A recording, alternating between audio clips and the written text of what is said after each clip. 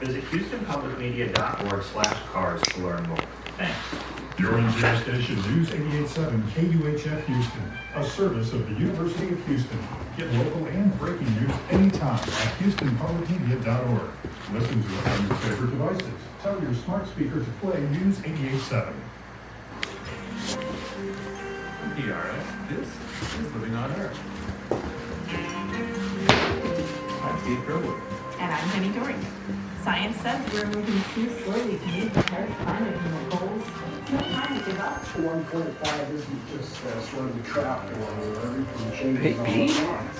It gets worse with every 10th of a degree.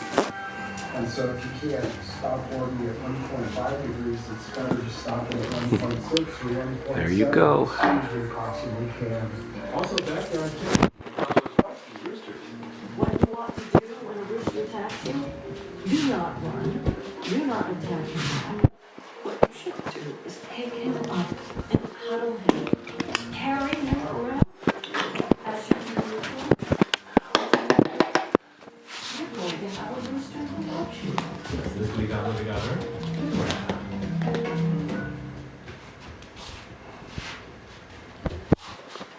Hey, baby. Live from NPR News in New York City, I'm Dua Housai. Former President Donald Trump went to the reliably blue state of Virginia today. At his rally in Salem, NPR's Franco Ordonez reports that he leaned into the culture wars. Former President Donald Trump welcomed to the stage members of the Roanoke College women's swim team who protested a transgender woman joining their team. Last year, the radical left's gender insanity arrived right here in Salem when a man was allowed to transfer onto the Roanoke College women's swim team. Swimmers thanked Trump for standing up for female athletes. Trump has made his opposition to transgender rights central. His campaign has spent millions on ads terrorists are being they, them, and often plays a video mocking trans people during his rallies. Ordonez, NPR News, Virginia.